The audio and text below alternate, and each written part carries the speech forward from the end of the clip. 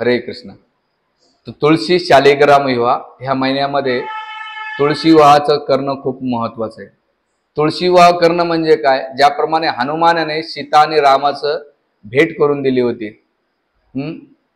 त्याच प्रकारे भगवान जसं त्या ब्राह्मणाने कृष्ण आणि द्वारकाधीश कृष्णाची भेट करून दिली, तर शालिग्राम विवाह करणं म्हणजे साक्षात ज्यांना मुलगी नसेल तर तिनं तुळशीला स्वीकार करून नाही कन्यादान केलं तर तेवढं फळ प्राप्त होतंय. आणि जावई कोणी साधारण नाही, तुमचा भगवान विष्णू जावई होतात. तर ह्या तुळशी विवाहाचं तर काय केलं पाहिजे, आचार्य सांगतात. सर्वप्रथम काही मंत्र आहेत, ते म्हणतात की तुळशी महाराणी 3 वर्षाची असली पाहिजे, छोटंसं नसलं पाहिजे, 3 वर्षाचं असलं पाहिजे. लग्न करण्याचे पूरक. आता लग्न करताना आपला 5वीचं किंवा 7वीचं फोटो नाही दाखवत आपण, लग्न करताना ते फोटो बी नाही आणि कवळे वयात लग्न बी करत नाही, एक प्रॉपर वय झालं की लग्न करतात. त्याच प्रकारे तुळशी महाराणीचा विवाह करायचा असेल तर कमीत कमी 3 वर्षाची तुळस असेल तर तिचा विवाह करावा. आजकाल काय करतात लोक, आणतात रोपटं आणि लावून देतात. नाही, तर भगवंताचं वय आणि तुळशी महाराणीचं वय समान असलं पाहिजे असं पद्मपुराणामध्ये म्हणतात. तर पहिले दर्शनम तुळशी महाराणी, तर ते करण्याच्या पहिले शालिग्राम, जे भगवंत शालिग्राम असेल तर शालिग्रामाचं आवाहन केलं पाहिजे. शालिग्राम नसेल तर चांदीची किंवा स्वर्णाची नाही का विष्णूची मूर्ती ठेवली पाहिजे. ते नाही ठेवलं तर आवळाचं पण ठेवून तुम्ही ती विवाह करू शकता. पहिले त्यांना स्थापन करायचं आणि ते करीत असताना एक मंत्र आहे आणि त्या लग्नाची विधी काय आहे त्याचं मी डिटेल सांगेन. पहिले म्हणतात, देवी विष्णू प्रिय मातोस्तु प्रिय दर्शनम हरिदर्शन दीपार्चंती प्रसिद्धी द्विजवल्लभे. ते म्हणतात देवी विष्णू प्रिय, हे तुळशी महाराणी तुम्ही विष्णू प्रिय आहेत. मातोस्तु तुलसी प्रिय दर्शन, तुम्ही तुमचं दर्शन, हे माता तुळशी तुमचं दर्शन कसं प्रिय आहे. आणि हे दर्शन झाल्यानंतर हरिदर्शन दीपार्चन, तुम्ही कदाचित भगवंताचं दर्शन, भगवंत आम्हाला पाहणार नाहीत पण भगवान विष्णूचं दर्शन, भगवान विष्णू तुमचं दर्शन घेतात आणि तुमच्या दर्शनाबरोबर आमचं पण भगवंताचं लक्ष आमच्या पड जाते. म्हणून सांगतात हरिदर्शन दीपार्चंती प्रसिद्धी द्विजवल्लभे, हे लक्ष्मीपती जे तुझे स्वामी आहेत तुला काय करू नमस्कार, असं दर्शन घेताना हे म्हटलं पाहिजे. आणि केल्यानंतर दर्शन घेतलं तर मग त्याला प्रणाम केला पाहिजे. कोणता प्रणाम केला पाहिजे, पंचांग किंवा दंडवत प्रणाम केला पाहिजे. आणि त्यासाठी सुंदर श्लोक आहे आणि प्रसिद्ध आहे, सगळ्यांनी मागे म्हणण्याचा प्रयत्न करा. वृंदाय तुलसी देवाय प्रियाय केशव सच, कृष्ण भक्ती प्रतिदे सत्यव्रते नमो नमः. तर हा मंत्र म्हणून त्याला नमस्कार केलं पाहिजे, वंदन केलं पाहिजे. काय याच्यामध्ये, वृंदाय तुलसी देवाय, तुम्ही वृंदा देवी तुलसी देवाय, प्रिय आहे केशव, तुम्ही केशवाला खूप प्रिय आहेत. आणि कृष्ण भक्ती प्रतिदे सत्यव्रते, तुम्ही भक्ती प्रदान करतात. भक्ती प्रदान केली तर भगवंत प्रदान होतात असं दिलेलं आहे. सत्यव्रते नमन, मी तुम्हाला काय करतो नमन करतं. आणि हे केल्यानंतर त्या सुंदर पुढच्या श्लोकामध्ये काय म्हणतात, मग प्रार्थना केली पाहिजे तुळशी देवीला. काय प्रार्थना केली, सेवासाठी.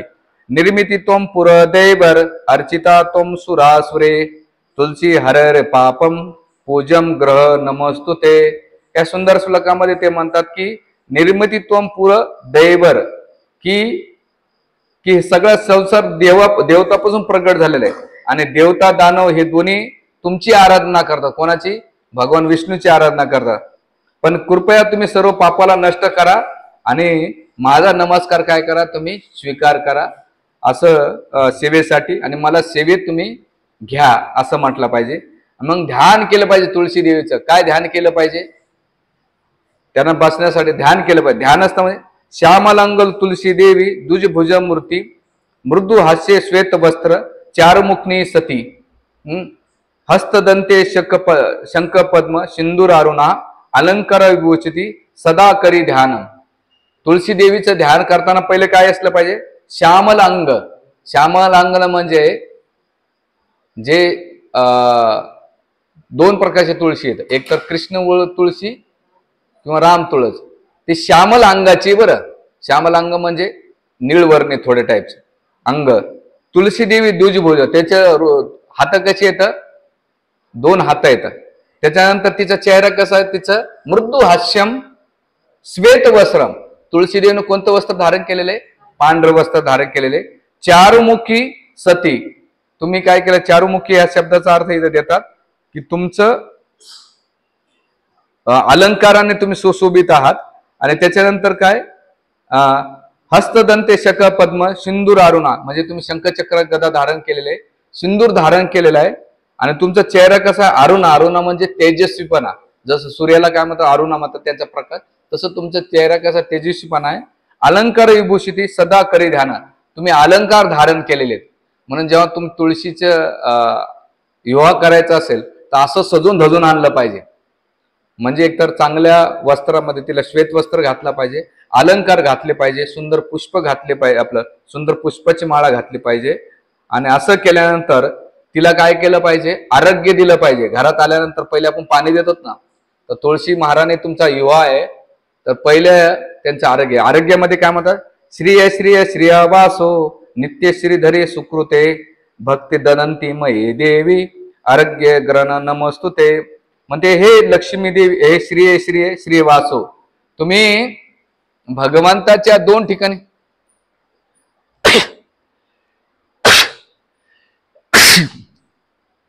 भगवंताचे तुम्ही कुठे निवास करतात?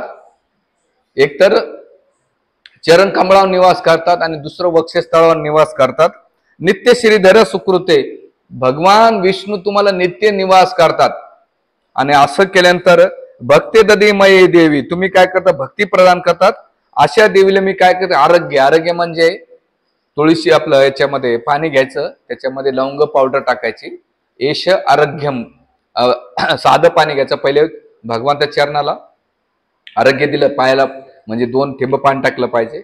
आणि ते दिल्यानंतर मुखवास दिला पाहिजे. आपलं मुख यश मधु इदम आरोग्य. आरोग्य म्हणजे मुखवास करण्यासाठी लवंगाचं पाणी दिलं पाहिजे. आणि हे दिल्यानंतर स्नान आणि जलदान केलं पाहिजे. स्नान करताना काय केलं पाहिजे? एक मंत्र म्हटला पाहिजे. ओम गोविंद वल्लभा देवी भक्त चैतन्य करमी स्नान पायी जगधात्रे कृष्ण भक्ती प्रदायिनी.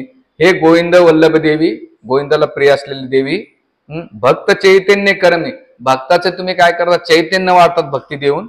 आणि स्नान पायी जगधात्री. आता तुम्ही स्नान करा. का बरं करा? कृष्ण भक्ती प्रदायने. तुम्ही भक्ती प्रदान आणि कृष्ण तुम्हाला प्रदान होणार आहे. आणि मग हे केल्यानंतर पूजा करायची. पूजा करताना काय केलं पाहिजे? ओम तुलसी नमः मंत्राक्षर करून तुम्ही पहिलं त्यांना अभिषेक घातला. त्याच्यानंतर गंध अर्पण करायचं. गंधानंतर अक्षिदा अर्पण करायच्या. अक्षिदा अर्पण केल्यानंतर पुष्प अर्पण करायचं. आणि अर्पण केल्यानंतर त्याच्यानंतर 3 गोष्टी. यथा गंधे पुष्पे तुलेशे नमा हृदय महाप्रसादे निर्माल्य सर्व तुलसी नमो नमा इदम आचमेन्य तुलसी नमो नमः. म्हणजे हे केल्यानंतर प्रसाद अर्पण करायचा. प्रसाद काय अर्पण केला पाहिजे? तर सुंदर शिरा, तुमच्याकडे जे काही थाळी असेल ते चांगले सजवायची, ती तुळशी महाराणीला अर्पण करायचे. आणि अर्पण केल्यानंतर काय करायचं? हे तुलसी नमा तुम्ही काय केलं? ग्रहण करा तुलसी देवी. आणि हे केल्यानंतर आचमेन्य करायचं. आचमेन्य करायचं म्हणजे भगवंत तुलसी देवी तुमचं मुख काय करा? साफ करा. हे झाल्यानंतर नामाष्टकम म्हणायचं. आता त्यांचा जप करायचा. काय म्हणायचं? वृंदा वृंदावनी विश्वपावनी विश्वपूजिता पुष्पसारा नंदिन चच्ची तुलसी कृष्ण जीवने. तर इथे नामाष्टकामध्ये ओम वृंदाये नमः म्हणा. ओम वृंदाये नमः. ओम विश्वपावने नमः. ओम विश्वपूजिते नमः. ओम पुष्पसाराय नमः. ओम निंदाय नमः. ओम तुलसीय नमः. ओम कृष्ण जीवने नमः. तर याच्यामध्ये वृंदावनी विश्वपावनी विश्वपूजिता पुष्पसारा नंदिनी असं तुलसीचं स्मरण करून तुलसी महाराणीला काय केलं पाहिजे? असं केलं पाहिजे. आणि नंतर स्तुती केली पाहिजे. स्तुती केली पाहिजे. महाप्रसाद जननी सर्व सौभाग्य वर्धिनी. तुम्ही काय करा? आता तुमचा कृपा प्रसाद मला द्या.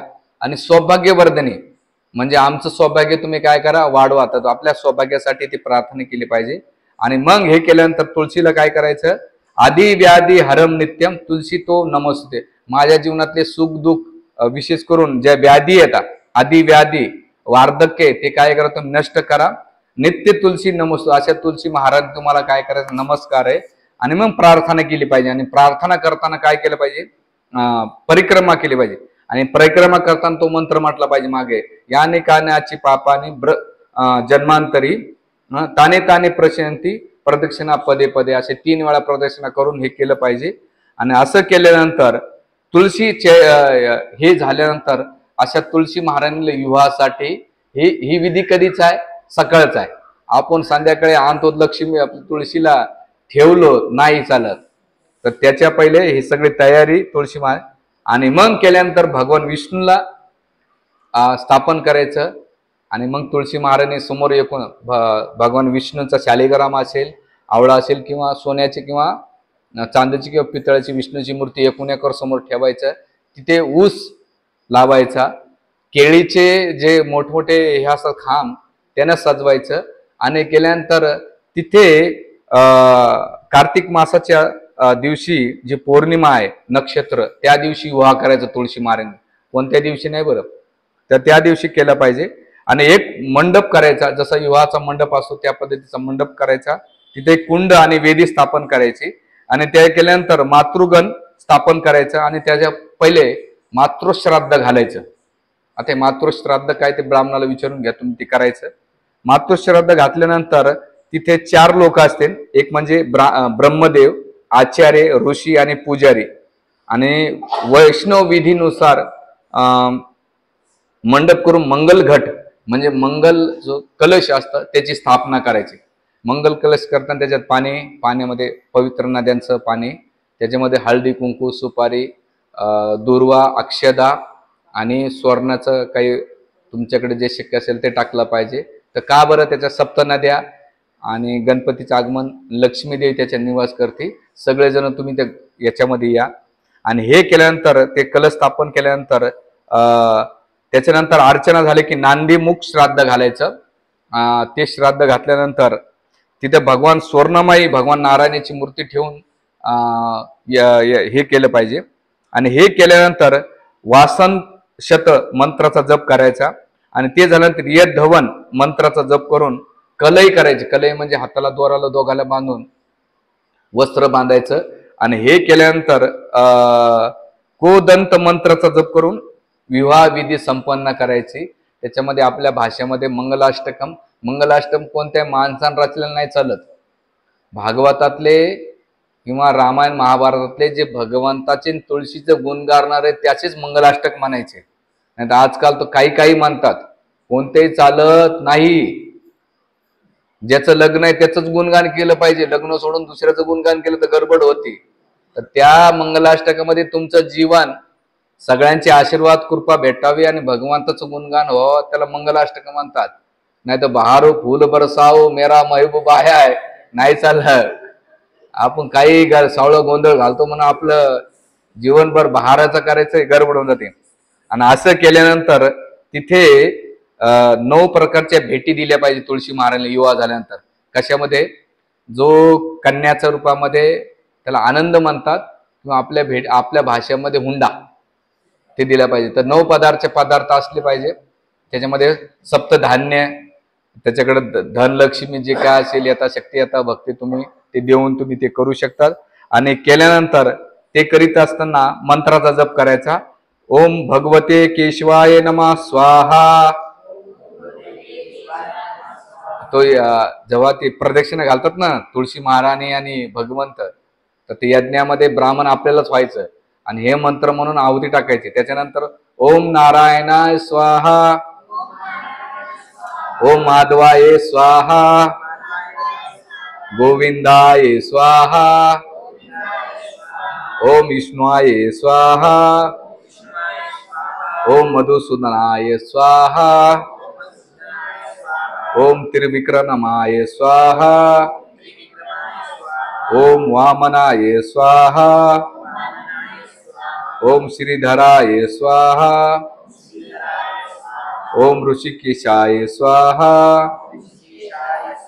ओम पद्मनाभाय स्वाहा, ओम दामोदराय स्वाहा, ओम उपेंद्राय स्वाहा, ओम प्रद्युम्नाय स्वाहा, ओम अनुरुद्धाय स्वाहा, ओम अच्युताय स्वाहा, ओम अनंताय गतिनाय चक्राय, ओम अनंताय गतिने चक्राय स्वाहा, ओम विक्षेन स्वाहा, ओम वैकुंठनाथाय स्वाहा, ओम जनार्दनाय स्वाहा, ओम मुकुंदाय स्वाहा, ओम अधुक्षजाय स्वाहा इति होम. ह्या म्हणून असे मंत्र म्हणून बरेच आहेत बरं, मोठी लिस्ट आहे. इति मंत्र म्हणून तुम्ही काय केलं पाहिजे, ते होम केलं पाहिजे. आणि मग यजमानाने काय केलं, आपल्या पत्नी मित्रासह संबंधीने काय केलं, भगवान कृष्ण आणि तुळशी महाराणीला 4 प्रदक्षिणा घालायच्या. जे कन्यादान वाचणारे असेल आणि आता भगवंताचा बाप बनणं सोपं नाही, त्याच्या पहिले आणि मग इकडे कन्याच्या केल्यानंतर परिक्रमा करायचं आणि केल्यानंतर तिथे यज्ञकुंडाच्या समोर प्रार्थना करायची. आणि त्याच्यानंतर त्या यज्ञामध्ये शतकुंभ सूक्त, पावमणिनी सूक्त, शांती धान्य सूक्त, नवसूक्त, जीवन सूक्त, वैष्णव नावाचा सूक्ताचा जप करून शंखध्वनी करायचा की आता लग्न पार पडलं. आणि त्याच्यामध्ये त्या लग्नामध्ये वादक, भेरी, तुतरी, शंख असे मंगलवाद्य करून ते काय केलं पाहिजे, लग्नाला शेवटी म्हणता मंगलध्वनी ते करून ग्रामदेवता, इष्टदेवता, कुलदैवता ते नाही तर हे मंगलवाद्य वाजवायचे. आणि मग असं झाल्यानंतर जे ब्राह्मण आहे त्याला संतुष्ट करायचं. काय संतुष्ट करायचं, त्याला सुग्रज भोजन अर्पण करायचं, त्याला संतुष्ट करायचं, त्याला वस्त्रदान, गायदान, त्याला शय्या आणि त्यानंतर यथाशक्ती एकटा भक्ती, स्वर्ण असेल तर चांदी देऊन, नसेल तर दक्षिणा देऊन 11 रुपये 6 रुपये. कलियुगामध्ये असं सांगावं लागतं बा, जेवढं देता येईल तेवढं द्या. आणि असं केल्यानंतर भगवंताला प्रदक्षिणा करून जेवढे कोणी अतिथी आलेले आहेत ते बिना भोजनाचे गेले नाही पाहिजे लग्न करताना, तर त्यांना सगळ्यांना भरपूर खाऊ घातलं पाहिजे. अशा प्रकारे तुळशी विवाह झाल्यानंतर दुसऱ्या दिवशी याची सांगता केली. आणि मग असं म्हणतात की जो कोणी हे दृश्य पाहतो किंवा याच्यामध्ये भाग घेतो किंवा ऐकतो त्याच्या जीवनातले सगळे जे संचित पाप आहेत तात्काळ मुक्त होतो आणि भगवान शालिग्राम तुळशीदेवीची कृपा त्याला प्राप्त होते. आणि मग भगवत सेवा चालू करून तुळशी महाराणी त्याला भक्ती प्रदान करून भगवत धामात गोलोक वृंदांमध्ये काय करते, त्याला नित्य निवास प्रदान करते. ह्याचं त्याची शालिग्राम तुळशी विवाहाचं वर्णन केलेलं आहे. आणि पुन्हा जेव्हा तुम्ही दुसऱ्या दिवशी सकाळी उठतान तर तुळशी महाराणीला आपल्या स्थानामध्ये ठेवा. आणि दुसरं भगवान नारायण आहेत ना, त्यांच्या देवाऱ्यात ठेवा. म्हणून इस्कॉनच्या कोणत्याही मंदिरामध्ये गेलात तर देवाऱ्यामध्ये कंपल्सरी तुळशी असते. का बरं, तर ललित अभिषेक असतात पण राधाराणीसोबत तुळशी देवी असते, ती वेगळं नाही करू शकत. म्हणून आपल्या इस्कॉनच्या प्रत्येक मंदिरामध्ये तर आहेच, पण भक्तांच्या घरामध्ये कंपल्सरी देवाऱ्यामध्ये तुळशी महाराणी काय, तर ती नित्य नियमानं भगवंतासमोर निवास करते, तर ती सोबत पण राहते. तुमच्या भोगामध्ये सुद्धा तुळशी महत्वाचे. अशा तुळशी महाराणीचं खूप मोठं सुंदर ग्रंथ आहे. या पद्मपुराणाच्या कमीत कमी 15-20 अध्याय येतात. याच्यावर कधी वेळ भेटला त्याच्यावर डिटेल्स वर्णन करू. आता अशा पद्धतीने तुळशी महाराणीचं तुम्ही काय करा, शालिग्राम करून हा उत्सव साजरा करा. भगवंताची कृपा प्राप्त करून आपलं जीवन सुखी समाधानी आनंद प्राप्त करून ह्या जीवनात देहत्याग केला तर साक्षात तुळशी महाराणीची आपल्याला कृपा. म्हणून आचार्य सांगतात 2 गोष्टी करा, दीपदान करा, सकाळी महाराणीला दीपदान करा, जल अर्पण करा, धूप अर्पण करा आणि प्रदक्षिणा करून असं साध्य करा. हरे कृष्ण.